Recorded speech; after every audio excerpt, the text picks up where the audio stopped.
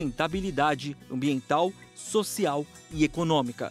Em 2 anos à frente do mapa, ampliou o mercado externo para os produtos brasileiros, modernizou a legislação relativa a insumos agrícolas e contornou diversas crises, incluindo a ameaça de desabastecimento durante a pandemia.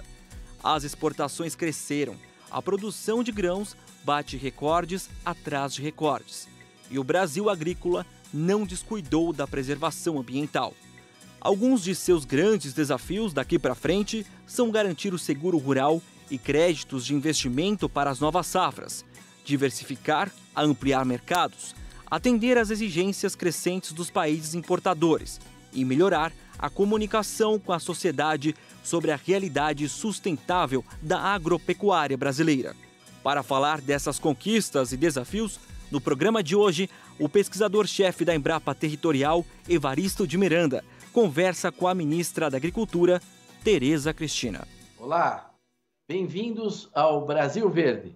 Hoje nós temos um programa excepcional, porque se a sustentabilidade da agropecuária brasileira, que nós trouxemos aqui há mais de um ano já, produtores de todo o país, de todas as cadeias produtivas, na realidade, essa sustentabilidade é o fruto desses instrumentos que são os produtores rurais, que é a nossa agricultura. Mas essa orquestra, ela tem um maestro, tem um regente, que é a nossa ministra da Agricultura, que apesar de todas as dificuldades, tem instrumento de orquestra novo, afinado, desafinado, tem discussão entre os músicos, tem contradições, mas elas têm harmonizado tudo isso e mais, obtido recordes extraordinários na produção de grãos do Brasil, nas exportações brasileiras e no enfrentamento da pandemia. Então, para nós hoje é uma grande alegria receber aqui, hoje, a ministra da Agricultura do Brasil, Tereza Cristina. Bem-vinda ao Brasil Verde, ministra. Obrigada, Evaristo. É um prazer enorme conversar com você, meu professor, pensador, e que tanto tem ajudado o Ministério da Agricultura e o Brasil. Então, quero fazer um agradecimento e dizer que, para mim, também é uma honra esse nosso bate-papo aqui hoje, que eu tenho certeza que vai ser muito bom. Ótimo. Ministra, antes de começar a falar da agricultura brasileira, podemos falar um pouquinho da senhora? Aqui no programa, normalmente, os produtores vêm, eles contam um pouco a história deles. Hoje eles são sustentáveis, no início eles não eram, como é que eles evoluíram, o papel da inovação, etc. Mas a senhora podia contar um pouco, nem todo mundo conhece a história, não é, da Tereza Cristina, que é agrônoma, que é produtora, empresária rural, tem uma história lá no Mato Grosso do Sul. Conta para nós um pouquinho a sua história, né? Como é que foi, assim, a sua vivência com a agricultura até chegar nesse que é o mais alto cargo da agricultura brasileira? Bom, Evaristo, eu nasci numa família de agricultor. Meu pai era engenheiro agrônomo também, como eu, formado também em Viçosa. Meu avô era médico e político. Então, eu acho que isso conta já um pouquinho do meu DNA. Quando eu tinha que decidir a faculdade, para onde eu ia, conversei com meu pai e disse a ele que gostaria de estudar agronomia e que queria fazer vestibular em Piracicaba. Aí ele disse, não, tudo bem, quer fazer agronomia? Vai ter que estudar em Viçosa. Eu falei, poxa, mas por quê? Viçosa, Minas, tão longe, né? Piracicaba é mais perto de casa. Ele falou, não, vai estudar em Viçosa, porque além de ser uma grande escola de agronomia, você vai aprender mineridades. E aí eu fui estudar agronomia. Meu pai morreu no meio do curso, meu curso de agronomia, infelizmente, faleceu muito cedo, e eu tive que entrar na lida. Na verdade, quando eu fui estudar agronomia, eu tinha outros sonhos, eu pensava em outras coisas para fazer. Eu pensava em fazer a parte de floricultura, de trabalhar com hortaliças, e aí meu pai morreu, eu tive que acabar a faculdade, voltar para a fazenda e colocar botina e trabalhar. Naquela época, nós não tínhamos a tecnologia que nós temos hoje, né? Eu lembro que eu ia regular a plantadeira, era um sufoco. Para dizer bem a verdade, eu não sabia bem. Mas eu tinha um japonês lá na fazenda, que era o gerente da fazenda, que trabalhou a vida inteira com meu pai, que me ensinou muito a prática da agronomia lá no campo. E eu me apaixonei realmente por isso. Sou muito feliz pela minha escolha de ter ido estudar agronomia, trabalhar com alimentos, trabalhar com produção e também lidar com gente, que é uma coisa muito importante. Então, a minha vida começou assim, depois eu fui trabalhar em São Paulo, fui mais para a área de comercialização, trabalhei com pecuária, enfim, eu tive aí várias oportunidades e que eu acho que eu aproveitei. E isso me deu uma bagagem para ser convidada no meu estado. Quando eu voltei, eu morei em São Paulo há alguns anos, quando voltei para o Mato Grosso do Sul, fui trabalhar na Federação da Agricultura, com um grande amigo meu, Léo Brito, que brincava comigo, ele falava assim, ela fala assim para mim, não pensa que você vai me levar para lá para eu ser vaquinha de presépio. E aí começou a minha vida também nesse setor, tratando do coletivo, tratando do setor, trabalhando na Federação da Agricultura, onde eu tive muito contato com o problema dos outros agricultores e da nossa agropecuária.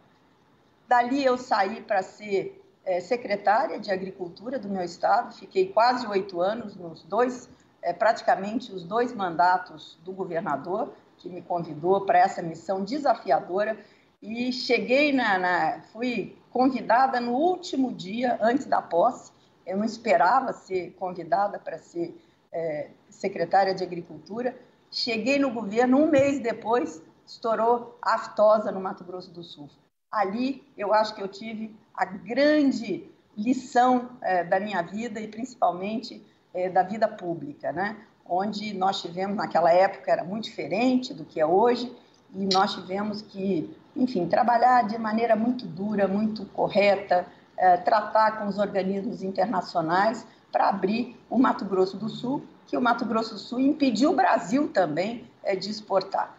Isso não tem muitos anos, você vê como as coisas caminharam rápida, e hoje o Brasil é um grande exportador de carne bovina, um grande exportador de carne de aves e suínos, enfim, nós temos aí a proteína animal como um dos carros-chefes da nossa pauta de exportações.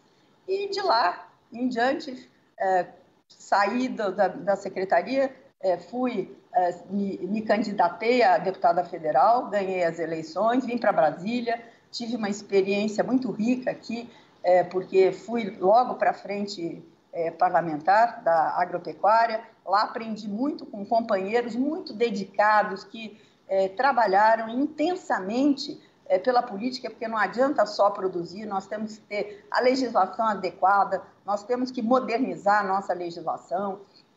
Então, também foi uma outra experiência muito importante para mim. E nessa última legislatura, me candidatei novamente a deputada federal, voltei para Brasília, mas tive também uma surpresa de ser indicada pelos meus pares da frente parlamentar para o presidente Jair Bolsonaro, para que eu ocupasse esse lugar desafiador que eu estou aqui hoje ocupando, que é ser ministra da Agricultura do Brasil, a maior potência agroambiental do mundo. Eu acho que você concorda com isso também, que o Brasil é a maior potência agroambiental do mundo. Muito bom, ministra, muito interessante essa história. A senhora não comentou muito das mineirices, né, que a senhora aprendeu lá em Viçosa, mas eu já tive a ocasião de estar com a senhora lá atrás, no Mato Grosso do Sul, estar ajudando com a Frente Parlamentar da Agropecuária, em outras ocasiões que trabalhamos juntos, e acho que também a senhora se graduou lá com as mineirices, lá em Viçosa, não é isso? É isso mesmo. Às vezes a gente precisa ser mineira para ter resultados, né? Às vezes você só brigar não resolve, você tem que articular para poder ganhar os resultados mais rapidamente. Então, tem hora de brigar e tem hora de se calar. Às vezes, o menos é mais. É verdade. E o nosso país é um país de um grande desafio, né? Porque a nossa agricultura é muito diversificada, não é? Imagina o ministro da Agricultura do Uruguai, né? Ele cuida da pecuária, de um pouco de cana-de-açúcar e um pouco de reflorestamento, pronto, né? Leite, agora, o Brasil, com a Amazônia... Como? Leite, né? Um pouco de leite. La leite.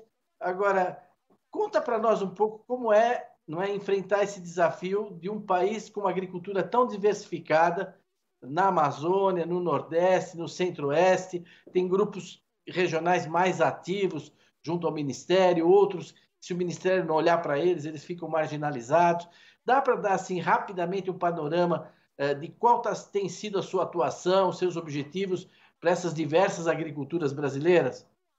Quando nós começamos a colher soja agora em dezembro e vamos terminar de colher soja em outros biomas, né? Agora lá no Mato Grosso, no Centro-Oeste, e vamos terminar lá em setembro, outubro, que a gente termina esse roteiro aí de colheitas só da soja, sem falar dos outros produtos. Então, você vê a dimensão do nosso país. E a diversidade também, e as diferenças regionais. Você tem me ajudado no programa Agro Nordeste, você sabe do potencial, mas das dificuldades que a gente tem para colocar o Nordeste brasileiro, principalmente o semiárido do Nordeste brasileiro, na rota da produção. E nós vamos conseguir isso, pelo menos essa semente ficará plantada. Mas você tem, hoje, o Ministério da Agricultura tem um desafio maior do que tiveram os outros ministros que passaram por aqui antes de mim. O Ministério da Agricultura, ele tratava da agricultura, a sanidade, vamos dizer, que hoje ainda é a maior secretaria deste ministério, era muito forte, muito... a parte mais pesada desse ministério, e depois vinha a política agrícola, que é importantíssima, plano safra, etc. Hoje, nós ganhamos agora outra agricultura. O presidente Jair Bolsonaro colocou toda a agricultura num mesmo prato, numa mesma cesta. Então, o Ministério da Agricultura hoje cuida do grande, do médio, do pequeno e do assentado, que as pessoas confundem muito, né? A agricultura familiar e os assentamentos. Então, são desafios completamente diferentes, que estão em patamares de tecnologia completamente distintos, e nós temos que pegar os assentados, que têm problemas desde a regularização fundiária, que você também conhece bem, em que a gente tem que dar o título a ele, fazer com que ele possa caminhar, progredir, produzir melhor, ficar na terra, enfim, cumprir o papel para que foram feitos esses assentamentos no Brasil, onde nós temos, que eu acho que as pessoas da cidade não conhecem, quase 100 milhões de hectares colocados. A agricultura brasileira, você com 60 milhões, você faz tudo que nós temos na agropecuária. E só de terras para assentados nós temos 100 milhões, praticamente 100 milhões de hectares. Então, olha o tamanho do nosso desafio e olha o que é que nós podemos fazer mais ainda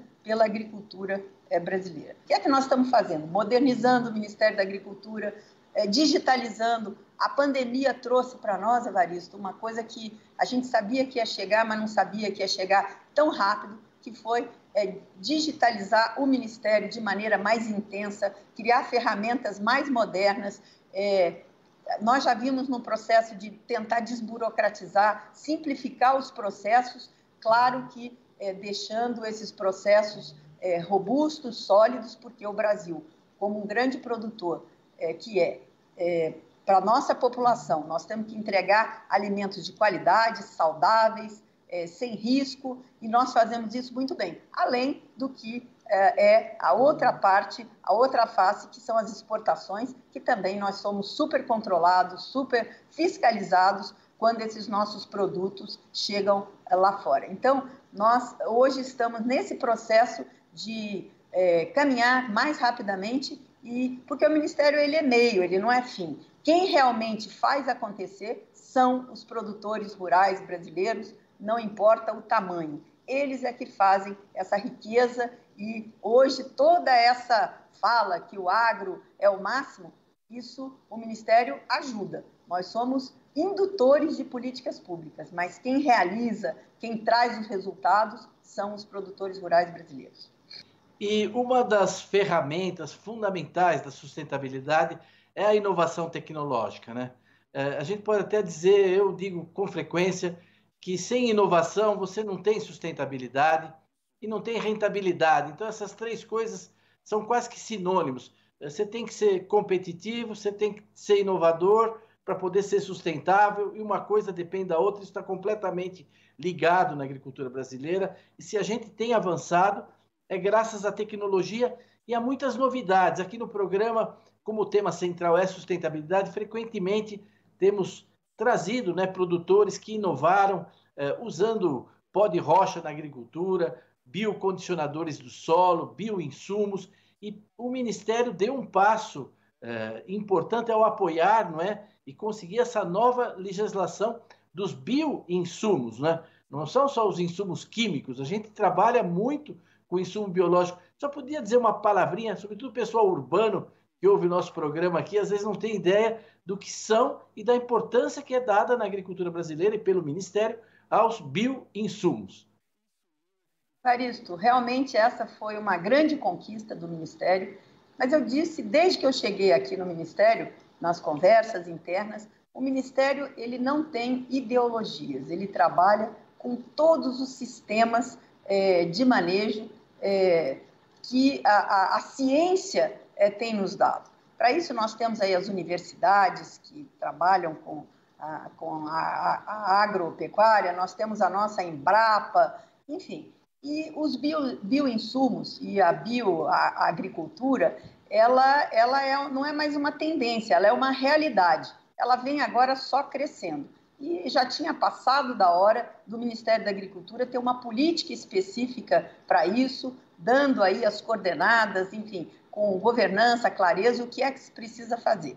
Porque não é só porque é bio que ela é melhor, ela precisa ter controles e regras claras do que se precisa fazer. Nós temos aí avançado muito, você falou em pó de rocha, isso é uma coisa que está fervilhando aí nos meios, né, da nossa agricultura, muita gente já fazendo experiências exitosas, muita gente trabalhando aí para melhorar a eficiência do pó de rocha, e isso também diminui custo e traz uma agricultura que é o que o mundo quer, sustentável, mais sustentável. Eu não tenho dúvida, e eu tenho falado onde eu posso, que a agricultura do Brasil ela é uma agricultura, eu não tenho nenhuma dúvida de dizer isso, é a agricultura mais sustentável do mundo. Então, eu acho que cada dia mais, Evaristo, e você que também acompanha isso, sabe que coisas novas estão chegando. É impressionante. Ano passado, nós registramos mais biodefensivos do que nos últimos, desde o início que esse Ministério começou a registrar esse tipo de defensivos. Se não me engano, eu já não me lembro mais desse número, mas acho que são mais de 70 já registrados. E esse ano parece que na fila tem mais gente e nós vamos fazer, né?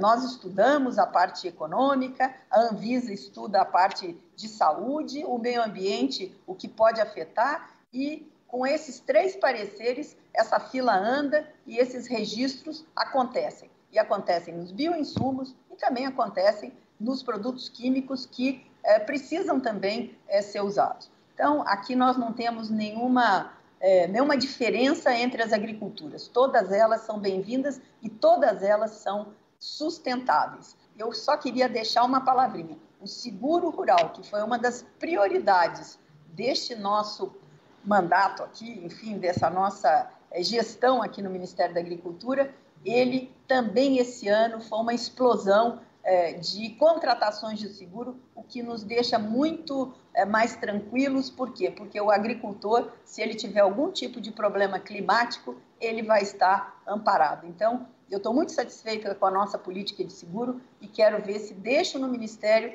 isso mais ainda robusto do que nós conseguimos chegar até agora. Tudo isso, né, beneficia diretamente o consumidor, né? Com mais tecnologia, mais produtividade, mais qualidade. Nós vemos, basta ir em qualquer supermercado, né, numa capital do Brasil, para ver a diversidade de produtos agrícolas, de derivados do leite, tudo que nós temos hoje, com preços que caíram, que estão sempre cada vez menores, etc. Ao mesmo tempo, existe pressão, não é, de impostos sobre a agricultura, de novas exigências sobre os produtores rurais. Quer dizer, a gente vive uma realidade dinâmica e os produtores têm que ter uma certa capacidade também de se comunicar com a sociedade para mostrar essas conquistas, mostrar o quanto essa agricultura é sustentável, mas o quanto isso também exige de trabalho para eles, o quanto isso traz de custo para eles, o quanto um dólar alto implica na compra de insumos muito mais caros, etc, etc, né? Então, a agricultura brasileira tem esse desafio, tanto internamente como externamente, de comunicar essa sustentabilidade sobre a qual a senhora, como eu, não temos a menor dúvida que é uma das mais sustentáveis do planeta. Nessa área também o Ministério tem atuado, né, para ampliar e melhorar essa comunicação com a sociedade brasileira e também no exterior. A senhora, antes da pandemia, fez várias viagens, quer dizer, você abre mercados com a competitividade, mas também com a imagem da agricultura, não é isso? Com certeza. Imagem, credibilidade. Né? Nós abrimos, nesses 2 anos, mais de 110 mercados. Então, e com uma diversificação aí de produtos.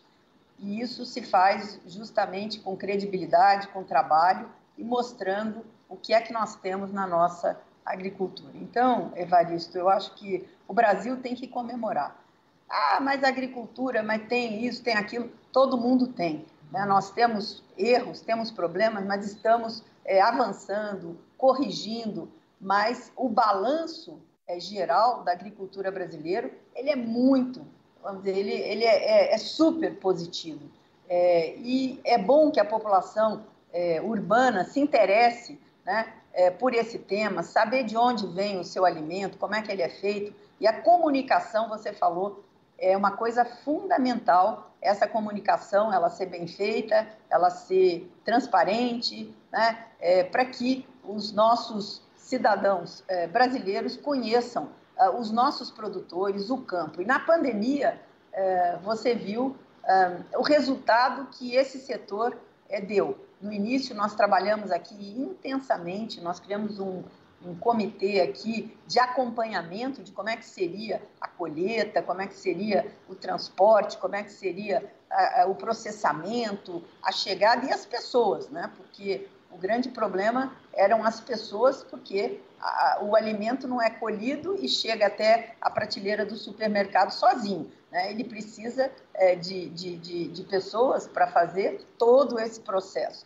Então, nós tivemos aqui um desafio enorme, mas eu quero mais uma vez agradecer os produtores brasileiros, a agroindústria brasileira, os caminhoneiros do Brasil, que trabalharam de maneira incessante para que nós não tivéssemos descontinuidade no fluxo de abastecimento das prateleiras dos nossos supermercados e também das nossas exportações. Então, o setor mostrou que ele está organizado, agora ele precisa se comunicar cada vez melhor e mostrar para a sociedade brasileira, principalmente os que moram nas cidades, a sociedade urbana, o trabalho e a complexidade disso para chegar lá, a dona de casa, no supermercado, pegar aquele saquinho, pôr no seu carrinho e levar para sua casa e alimentar a sua família. Com qualidade, né, com volume, né, que nós tivemos, existiram muitos boatos, vai faltar alimentos, e você viu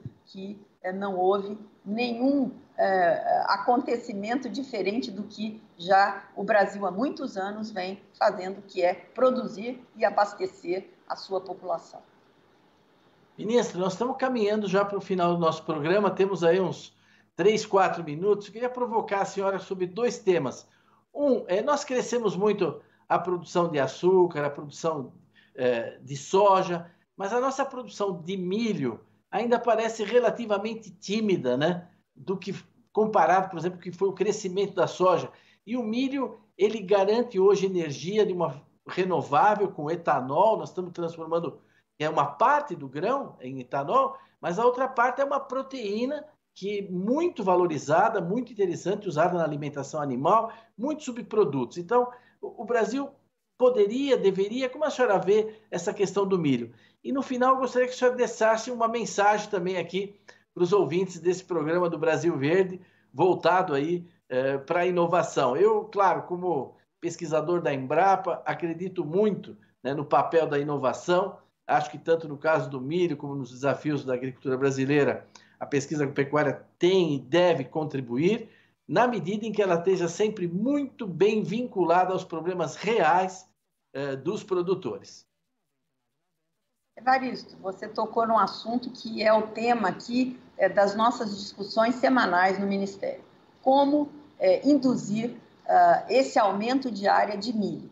O Brasil sempre plantou milho para o seu consumo interno, né? Mas nós avançamos muito na agregação de valor com as nossas proteínas. Nós temos aí muitos investimentos sendo feitos, né? Nessa área de aves, suínos e aves principalmente, um pouco na área de bovinos, nos confinamentos também aumentando, e tudo isso exige milho para ração. Milho é um alimento nobre, mas no Brasil ele sempre, dos tempos para cá, até pela tecnologia que nós conseguimos avançar, e o Brasil, a gente esqueceu de dizer isso, uma das coisas que torna a nossa agricultura mais sustentável é que o Brasil tem uma grande parcela da sua área que planta 2 vezes ou até 3 na mesma área todos os anos. Então, nos países temperados você tem uma safra, depois vem o inverno, a neve, e você não consegue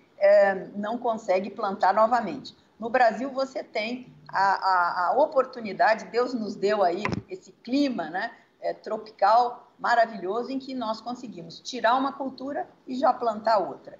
E o milho acabou sendo uma cultura da safrinha, que é a segunda safra. Ela é muito maior, né? Ela é mais que o dobro na segunda safra do que propriamente na safra de verão. Mas a gente tem visto aí o mundo precisando de mais milho. Os Estados Unidos é o maior produtor de milho e é longe do Brasil. Na soja nós passamos, ano passado, nós já produzimos mais que os americanos, mas no milho nós ainda estamos muito atrás. Produzimos um pouco mais que a metade do que a soja. Então, eu acho que tem um espaço enorme. O milho mudou de patamar de preço esse ano, né? Teve um aumento. Não, nós não queremos que ele fique nesse patamar sempre, tem que haver um equilíbrio, mas ele começa a dar lucro. Quando você tem uma cultura que deixa renda, o produtor se interessa mais por ela. Então, nós estamos aqui estudando uma maneira de aumentar não só a área, mas a produtividade. Você sabe, como agrônomo que somos nós dois, que o milho, você colocando adubo, colocando lá o que ele precisa, os nutrientes, ele aumenta a produtividade de maneira exponencial. A soja, a gente já está quase no limite do que nós temos hoje de tecnologia, mas o milho nós podemos crescer ainda e muito. O sorgo também é outra cultura que nós estamos estudando, porque de repente usar internamente, o pequeno produtor, usar mais o sorgo, que é uma cultura que está um pouco esquecida, um pouco abafada, nós também queremos dar um gás para ela. E aí eu quero deixar aqui uma mensagem, Evaristo, para os produtores brasileiros e para a nossa sociedade. A agricultura esse ano vai dar um outro show.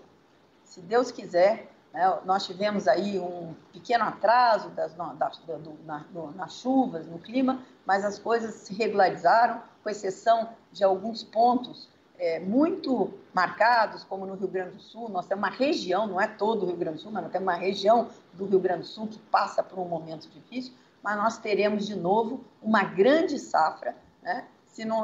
No mínimo igual a que nós tivemos no ano passado. Aí o resultado de 2020, que nós batemos de novo, passamos a marca dos 100 bilhões de dólares nas exportações do agro. Então, eu quero dizer aos brasileiros que confiem na agricultura brasileira. A agricultura brasileira, todos os anos, ela é desafiada e ela responde a esses desafios. Ela produz mais, ela é sustentável, ela usa tecnologia e ela abastece. O Brasil é um país que pode ter a tranquilidade do seu abastecimento. Outros vivem das importações. O Brasil tem o abastecimento para o seu povo e ainda tem um excedente para ajudar na balança comercial do nosso país. Então, eu quero deixar aqui uma mensagem de muita animação. né, para os brasileiros. Os produtores brasileiros estão cada vez mais motivados. Nós tivemos um incremento de área, 1,6% na área, aumento de área de produção, né? E eu tenho certeza que a produtividade ela será também muito maior esse ano. Então, dizer para vocês que tenham aí um bom 21 todos, né? E que vamos continuar trabalhando, né, melhorando, usando tecnologia, desafiando os nossos pesquisadores para novas variedades que tenham aí, que suportem mais estresse hídrico, enfim, uma série de coisas que estão sendo estudadas pelos nossos pesquisadores para aumentar a produtividade, porque o Brasil continuará sendo, por muitos anos, uma potência agroambiental. Ministra, muito obrigado pela sua participação, foi realmente extraordinária, tivemos muita informação, até inédita, não é? E agradeço muito mesmo. E convido todos a nos encontrar de novo aqui na semana que vem no Brasil Verde. Obrigada, Evaristo.